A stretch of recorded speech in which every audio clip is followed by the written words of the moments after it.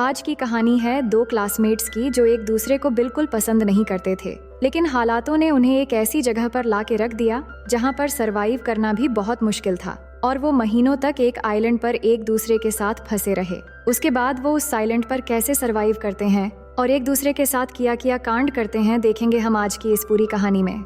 Hello दोस्तों, मेरा नाम है इशिता और आज की कहानी शुरू होती है हमें एमा नाम की एक खूबसूरत लड़की को दिखाते हुए जो सुबह जल्दी उठकर अपने स्कूल जाने के लिए तैयार होती है। एमा अपनी स्कूल में एक बहुत ही अच्छी और फेमस स्टूडेंट है जिसके बहुत सारे फ्रेंड्स हैं। दूसरी तरफ हम डीन को देखते हैं जो एमा की तुलना में बहुत ही आलसी लड़का है और वो सुबह लेट करके उठता है और सीधे बाथरूम में जाकर ब्रश करने के बाद तुरंत आकर वीडियो गेम खेलने बैठ जाता है। तो उसके पिता जैक उसे कहते हैं कि तुम स्कूल के लिए लेट हो जाओगे।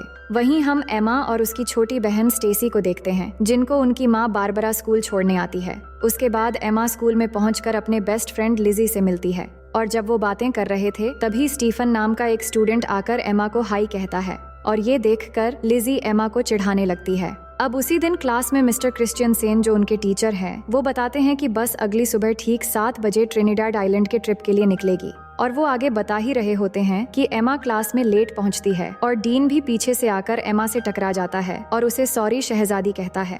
इसके बाद जब मिस्टर क्रिश्चियन सेन ट्रिप के बारे में और जानकारी दे रहे थे तभी लिजी एमा से कहती है कि डीन भी ट्रिप पर जा रहा है अपने पिता के पैसों की वजह से और फिर वो डीन को देखकर मुंह बनाती है। अब लंच के समय लिजी अपने दोस्तों को एमा और स्टीफन के बीच सुबह जो हुआ वो बताती है और कहती है कि ट्रिप में जाकर हमारे पास 1 हफ्ता होगा अपना जादू चलाकर एमा को स्टीफन के साथ एक्शन कराने के लिए। पर एमा कहती है कि हमें ये सब छोड़कर ट्रिप पर ध्यान देना चाहिए। अब सभी जब बातें कर रहे थे तभी एमा की नजर डीन पर पड़ती है जो चाकू से सेब काट रहा था। अब थोड़ी देर में मिस कोलियर जो एक टीचर है वो डीन के पास आकर उसे स्कूल में चाकू लेकर आने के लिए डांटती है और फिर उसे प्रिंसिपल के ऑफिस में ले जाती है। फिर लिजी अपने दोस्तों से कहती है कि एमा को डीन जैसे लड़कों के साथ नहीं रहना चाहिए जब स्कूल का एक हॉट लड़का एमा को पसंद करता है। अब अगले दिन सुबह एमा तैयार होती है ट्रिप के लिए और अपने माँ बारबरा और पिता फिल को थैंक यू कहती है उसे ट्रिप पर जाने देने के लिए। दूसरी तरफ डीन ट्रिप पर नहीं जाना चाहता तो उसके पिता जैक उसे कहते हैं कि उसके स्कूल के नियम को तोड़ने के बाद भी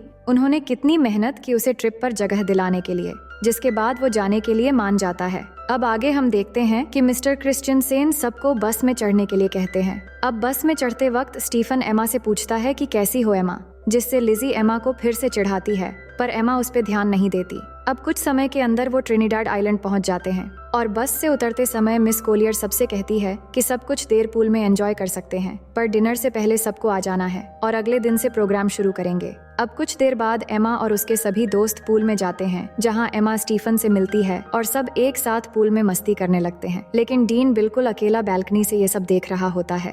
अब उसी शाम एमा की एक फ्रेंड लिजी और एमा को आकर बताती है कि स्टीफन ने उन्हें पार्टी पे बुलाया है जो यहाँ के एक लोकल बोट में हो रही है, लेकिन एमा ये सुन के मना कर देती है पर उसके दोस्त जिद करके उसे मना लेते हैं। उसके बाद वो पार्टी के लिए बोट पर चले आते हैं और वहां पहुंचने के बाद एमा हेलन को पार्टी में ढूंढने लगती है पर तभी वो देखती है कि स्टीफन किसी और लड़की को किस कर रहा है और ये देख के एमा वहां से जाने लगती है और वही साइड से ये सब डीन भी देख रहा होता है। तभी वो एमा से कहता है कि तुम्हारा बॉयफ्रेंड तो मजा कर रहा है, तो वो डीन से कहती हैं कि तुम्हें इन सब से कोई मतलब नहीं होना चाहिए। अब अचानक वहाँ पुलिस आ जाती है क्योंकि पुलिस को पता चल गया था कि यहाँ स्टूडेंट पार्टी में ड्रग्स ले रहे हैं और सबको बोट के सामने की तरफ आने को कहते हैं। तभी अचानक पैर फिसलकर एमा पानी में गिर जाती है और उसे गिरते हुए डीन देख लेता है तो वो भी उसे बचाने के लिए पानी में कूद जाता है और फिर उसे बचाकर एक छोटी बोट में ले जाता है। अब उस बोट की रस्सी बड़े बोट से जुड़ी हुई थी तो डीन उस रस्सी को काट देता है और एमा के पूछने पर वो कहता है कि मुझे पुलिस के झंझट में नहीं पड़ना है, पुलिस के जाने के बाद हम बड़े बोट तक पहुंच जाएंगे। लेकिन थोड़ी ही समय के अंदर वो बोट उनसे काफी दूर चला जाता है और तभी वहाँ पर तूफान शुरू होने वाला होता है, लेकिन डीन देखता है कि इसमें तो मोटर ही नहीं है। तभी उनके सामने से अचानक एक बड़ी सी लहर आती है और दोनों कस के बोट को पकड़ लेते हैं। इसके बाद सुबह हो जाती है और दोनों लहरों की वजह से बोट के साथ अरेबियन सागर में पहुंच गए थे। डीन का फोन भीग चुका था तो वो एमा को उसका फोन देने को कहता है पर एमा के फोन में नेटवर्क नहीं आ रहा था। फिर एमा डीन से कहती है कि हमें पार्टी बोट का पीछा करना चाहिए था तो डीन कहता है कि चिंता मत करो, कोई ना कोई हमें लेने आ जाएगा। वो बात ही कर रहे थे तभी अचानक एमा को थोड़ी दूरी पर एक आइलैंड नजर आती है, जिसके बाद डीन बोट को उस आइलैंड की तरफ ले जाने लगता है और बहुत मुश्किलों के बाद दोनों उस आइलैंड पर पहुंच जाते हैं। और वहां पहुंच के एमा फिर से फोन के नेटवर्क को देखती है, पर वहां भी कोई नेटवर्क नहीं मिलता। फिर डीन को उस बोट पे एक फ्लेयर गन मिलती है तो वो उसे ले लेता है और फिर दोनों आगे बढ़ने लगते हैं इस उम्मीद में कि आगे जाने पर उन्हें कोई मदद मिल जाएगा।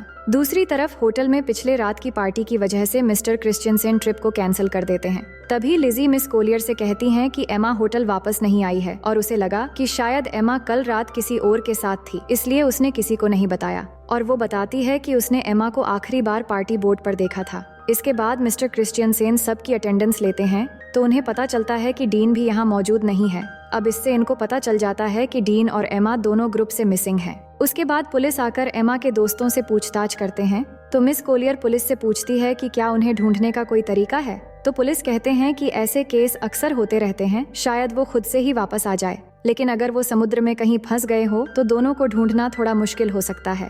और ये बात जब डीन के पिता को पता लगता है कि उनका बेटा खो गया है तो ये सुनकर वो तुरंत स्कूल जाते हैं और वहाँ एमा की माँ बारबरा से मिलते हैं। और उसी समय फिल भी वहाँ आ जाता है और यहाँ सब परेशान होकर प्रिंसिपल से दोनों बच्चों के खोने के बारे में पूछने लगते हैं, पर प्रिंसिपल ठीक से कोई जवाब नहीं दे पाते, जिसके बाद वो तीनों वहाँ से चले जाते हैं। वहीं एमा और डीन आगे बढ़ रहे थे और कुछ दूर चलने के बाद उन्हें जंगल के अंदर एक खूबसूरत वाटरफॉल दिखाई देता है। डीन को ये बहुत अच्छा लगता है तो वो एमा को उसका एक तस्वीर लेने के लिए कहता है, पर एमा उसे मना कर देती है। वो कहती है कि हम यहाँ फंसे हुए हैं और तुम्हें यहाँ अच्छा लग रहा है। मुझे इस ट्रिप में प्रोजेक्ट के लिए अच्छे मार्क चाहिए थे, मुझे आगे प्रिंसटन यूनिवर्सिटी में पढ़ना है। अगर हम जल्द से जल्द यहाँ से नहीं निकल पाए तो सब बर्बाद हो जाएगा। इसके बाद वो आगे बढ़ते हैं और कुछ घंटे बाद वो दोनों इस आइलैंड के बिल्कुल किनारे पे आ जाते हैं, पर अब तक यहाँ उन्हें ना कोई रास्ता मिला था और ना ही कोई मदद। ये देख के वो वापस बोट की तरफ जाने का सोचते हैं। उसके बाद वो दोनों वापस बोट की तरफ जाते हैं और जाकर देखते हैं कि किनारे में उनकी बोट नहीं है। समुद्र की लहर बोट को कहीं ले गया था और अब सिर्फ उन्हें वहाँ एक लाइफ जैकेट मिलता है। फिर आगे हम देखते हैं कि वो पूरा दिन चलते चलते थक चुके थे और सूरज भी डूब जाता है। इसके बाद डीन आग जलाता है और दोनों यहीं पर आज रात रुकने का फैसला करते हैं। डीन देखता है कि एमा को ठंड लग रही है तो वो एमा को अपनी शर्ट उतार कर दे देता है। फिर दोनों बातें करने लगते हैं कि कल तक शायद हमारे पेरेंट्स हमें ढूंढ कर निकाल लेंगे। अब आगे हम देखते हैं कि सुबह हो जाती है और डीन जागकर देखता है कि एमा यहाँ नहीं है, तो वो उसे ढूंढते हुए जाकर देखता है कि एमा समुद्र के किनारे पर SOS लिख रही है। तो वो पूछता है कि तुम क्या कर रही हो, तो वो कहती है जान बचाने की कोशिश कर रही हूँ और हमें पीने के लिए पानी ढूंढना होगा। उसके बाद डीन स्विमिंग करने चला जाता है और एमा उसे देखने लगती है। दूसरी तरफ होटल में मिस्टर क्रिश्चियनसेन एमा और डीन के बारे में उनके पेरेंट्स को बताते हैं कि पुलिस उन्हें ढूंढ रहे हैं और पुलिस को एक छोटी बोट मिली है जिस पर शायद वो दोनों थे। फिर जैक कहते हैं कि अगर पुलिस कुछ कर नहीं पा रही है तो हम किसी प्राइवेट रेस्क्यू टीम को काम पर लगा सकते हैं, पर मिस्टर क्रिश्चियनसेन कहते हैं कि पुलिस अपना काम अच्छे से कर रही है और वो जल्द से जल्द बच्चों को ढूंढ निकाल लेंगे। वहीं हम देखते हैं कि एमा पीने के लिए पानी ले रही है, तभी उसे अजीब सा कुछ महसूस होने लगता है। उसे लग रहा होता है कि उसके आसपास कोई है और उसे देख रहा है, तो वो घबराकर वहाँ से चली आती है। इसके बाद दोनों मिलकर धूप से बचने के लिए पत्तों से एक छोटी सी झोपड़ी तैयार करते हैं और थोड़ी देर बाद एमा समुद्र के किनारे बड़ा करके SOS लिखती है ताकि रेस्क्यू टीम अगर यहाँ से गुजरे तो वो उन्हें मिल जाए। फिर दोनों को जो भी इस आइलैंड पे खाने लायक मिलता है वो ढूंढ के खाने लगते हैं और डीन को केले का एक पेड़ मिलता है तो वो तोड़ के दोनों पेट भर के खाते हैं। अब इस आइलैंड में गर्मी बहुत होती है और एमा फुल पैंट नहीं पहन सकती और वो पैंटी पहनकर भी नहीं रह सकती, तो वो अपनी फुल पैंट को काट के शॉर्ट कर लेती है। इसके बाद एमा देखती है कि डीन उस झोपड़ी में आकर सो रहा है, तो वो भी उसके पास आकर सो जाती है। तभी अचानक डीन एमा की तरफ मुड़ता है और उस पर हाथ रख देता है, पर एमा को ये अच्छा लगता है और वो कुछ नहीं कहती।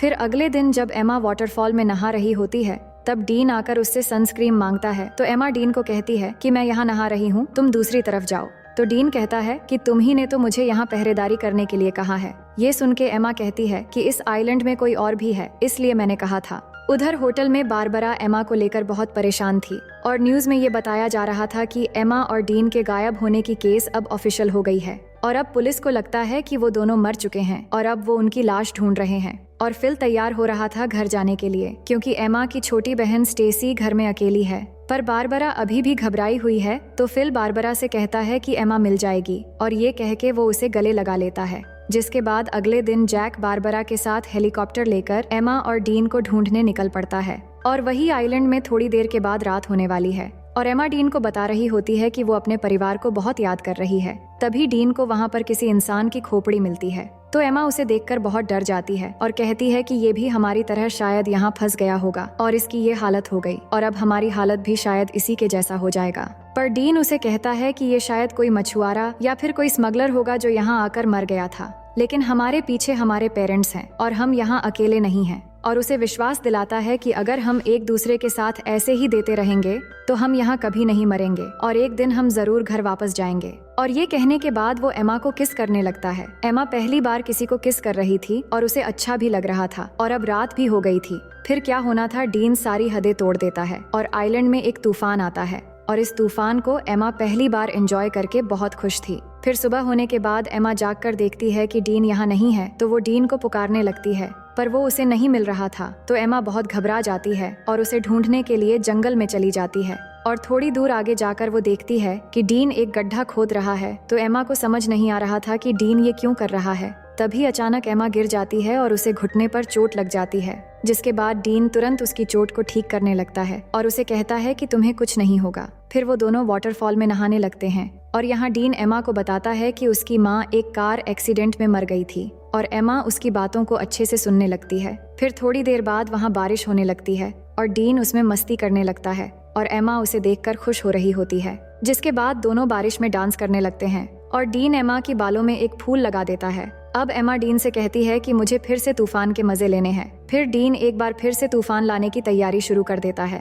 वहीं अब न्यूज में बताया जाता है कि एमा और डीन के लापता होने की 1 महीना गुजर चुका है और पुलिस को लगता है वो अब जिंदा नहीं रहे, इसलिए पुलिस ने उन्हें ऑफिशियली ढूंढना बंद कर दिया है। पर एमा के दोस्त को अभी भी लग रहा है कि एमा और डीन अभी भी जिंदा है और बारबरा को भी वैसा ही लगता है और वो जैक के साथ हेलीकॉप्टर लेके अपनी बेटी एमा को ढूंढने फिर से चली जाती है और उन दोनों को अच्छे से ढूंढने के लिए सबको पर्ची बांट रहे होते हैं जिन पे एमा और डीन के बारे में जानकारी दी हुई थी। ये सब कुछ करने के बाद जैक बारबरा से कहता है कि उन्होंने सब करके देख लिया पर फिर भी एमा और डीन नहीं मिल रहे हैं, अब शायद घर वापस लौट जाना चाहिए। ये सुनकर बारबरा उदास हो जाती है और घर चली जाती है। दूसरी तरफ डीन एमा को हरी रोशनी के बारे में बता रहा होता है जिसके बारे में उसकी माँ ने उसे बताया था और वो बताता है कि वो रोशनी सूरज के डूबते समय दिखती है, पर डीन ने उस रोशनी को आज तक कभी नहीं देखा है। अब यहाँ उन्हें कुछ और हफ्ते बीत जाते हैं और दोनों आइलैंड के खूबसूरत एनवायरनमेंट के मजे लेने लगते हैं। वो समुद्र में नहाते हैं और बहुत मजे करते हैं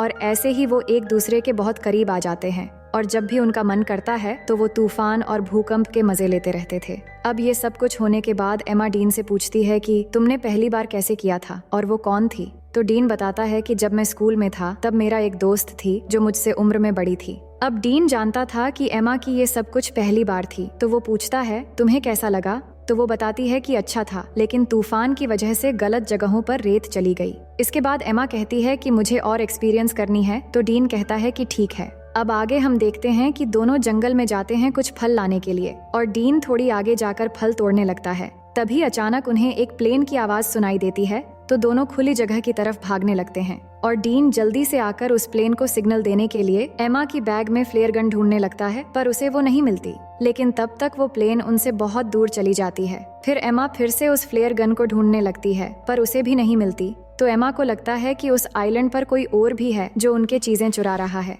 फिर आगे हम देखते हैं कि कुछ दिन और बीत गए हैं, पर उनके ऊपर से अब तक सिर्फ एक ही प्लेन गुजरा है और कोई भी उन्हें बचाने नहीं आया है। दोनों झोपड़ी में बैठ के बात करने लगते हैं कि उन्हें अब घर वापस जाने की उम्मीद छोड़ देनी चाहिए और यहाँ जंगल में पूरी तरह एक दूसरे के साथ बिताने का फैसला कर लेना चाहिए। तभी अचानक डीन को किसी जानवर की आवाज आती है, तो डीन जंगल में जाता है उस जानवर को ढूंढने के लिए। तो एमा को डीन की चिंता होने लगती है, तो वो भी उसके पीछे चली जाती है। और वही डीन जैसे ही थोड़ा आगे जाकर देखता है तो वहाँ एक ब्लैक पैंथर होता है, जिसे देखते ही वो भागने लगता है और भागते भागते काफी दूर जाने के बाद वो अचानक जमीन पे गिर जाता है। और एमा भागती हुई जब डीन के पास पहुँचती है तो वो देखती है कि डीन के पास खून से लथपथ एक चाकू है और उसने एक ब्लैक पैंथर को मार दिया है। फिर आगे हम देखते हैं कि एमा और डीन के सभी दोस्त और पेरेंट्स उनके बिना ही अपनी जिंदगी की शुरुआत कर लेते हैं और यहाँ एमा और डीन ने भी आइलैंड पर जीना सीख लिया है और इधर ही अपनी जिंदगी गुजारने का फैसला कर लिया है, क्योंकि उन्हें जो उम्मीद थी कि उन्हें कोई बचाने आएगा वो भी अब खत्म हो चुकी थी। उन्होंने शिकार करना भी सीख लिया है और यहाँ पर झोपड़ी बनाकर रहते हैं और सभी उम्मीदें छोड़कर खुशी से एक दूसरे के साथ देते हुए दिन गुजारने लगते हैं। फिर एक दिन एमा उल्टियां करने लगती है तो डीन ये देखकर उसे पूछता है कि क्या तुम प्रेग्नेंट हो? तो एमा कहती है कि नहीं, उल्टियां बस ऐसे ही हो गई हैं। इसके बाद एमा अच्छा महसूस करने के लिए डीन के साथ लेट जाती है, पर जब वो दोनों बात कर रहे होते हैं तभी एमा की खोई हुई चीजें ऊपर से गिरने लगती है और जब वो दोनों ऊपर देखते हैं तो वहाँ पेड़ पर एक बंदर होता है जो उनके सामान फेंक रहा होता है और वो देखते हैं कि बंदर के हाथ में वो फ्लेयर गन भी है जो डीन को उस दिन नहीं मिला था। तो उस बंदर को एमा एक केला दिखाती है तो वो गन नीचे फेंक देता है, जिसके बाद उन्हें ऊपर से एक हेलीकॉप्टर की आवाज आती है तो वो भागते हुए खुली जगह पर आते हैं और एमा गन लोड करके फायर करती है तो वो हेलीकॉप्टर वाले उन्हें देख लेते हैं, जिसके बाद वहाँ से उन्हें रेस्क्यू कर लिया जाता है और अब फाइनली दोनों 3 महीने के बाद वापस आ जाते हैं और एयरपोर्ट पे एमा और डीन के दोस्त और पेरेंट्स उनसे मिलकर बहुत खुश हो जाते हैं, जिसके बाद दोनों के पेरेंट्स उन्हें अपने अपने घर लेकर चले जाते हैं। अब घर आने के बाद डीन उसी रात को एमा से मिलने जाता है और वो बात करते हैं कि घर वापस आकर कितना अजीब लग रहा है और यहाँ डीन एमा को किस करने वाला होता है, पर एमा नहीं करती और कहती है कि हर 10 मिनट में उसके पेरेंट्स उससे मिलने आ रहे हैं, अब शायद तुम्हें यहाँ से चले जाना चाहिए।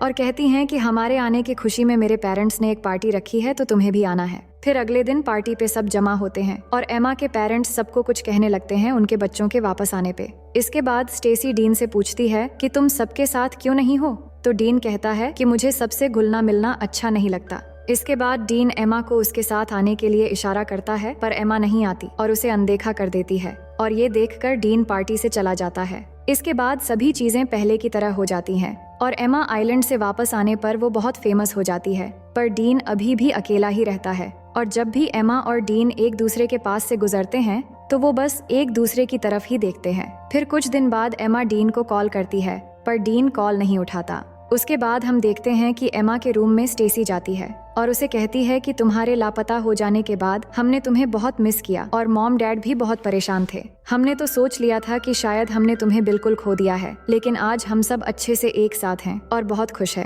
फिर एमा स्टेसी से कहती है कि तुम मेरी बहुत अच्छी बहन हो और फिर वो दोनों एक साथ प्रॉम पार्टी में जाने का डिसाइड करते हैं। दूसरी ओर हम डीन को देखते हैं जो अपनी माँ के कब्र पर जाता है और अपनी माँ को मिस करते हुए बहुत रोता है। अब प्रॉम पार्टी की रात डीन टीवी देख रहा होता है तो उसके पिता उसे पूछते हैं कि क्या पार्टी में तुम मेरे कोट पहनकर जाना चाहोगे? दूसरी तरफ एमा पार्टी में अपनी बहन के साथ पहुंच गई थी, जिसके बाद लिजी उसके पास आती है और एमा को एक सरप्राइज देने के लिए आगे ले जाने लगती है और तभी एमा देखती है कि बाहर बारिश में डीन कोट पहन के खड़ा है और एमा का इंतजार कर रहा है। ये देखकर एमा आइलैंड की वो सब कुछ याद करने लगती है। इसके बाद पार्टी से बाहर आकर एमा डीन के पास जाती है और यहाँ दोनों बहुत खुश होते हैं और किस करने लगते हैं और इसी सीन के साथ ये कहानी यहीं पर खत्म हो जाती है।